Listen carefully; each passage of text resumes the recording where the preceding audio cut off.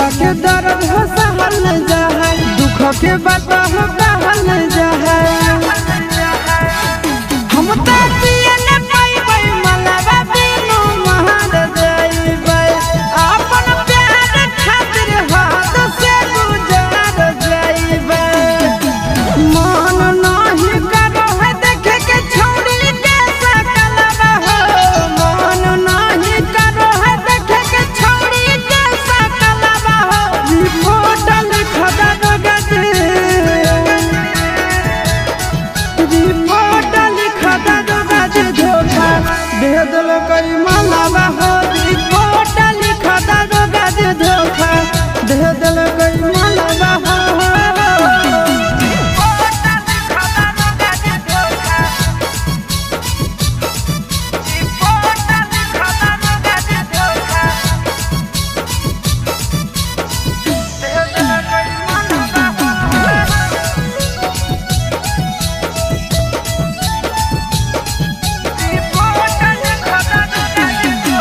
जीते जी दूसरा के होगा नहीं देबै, ओकरा भी चैन से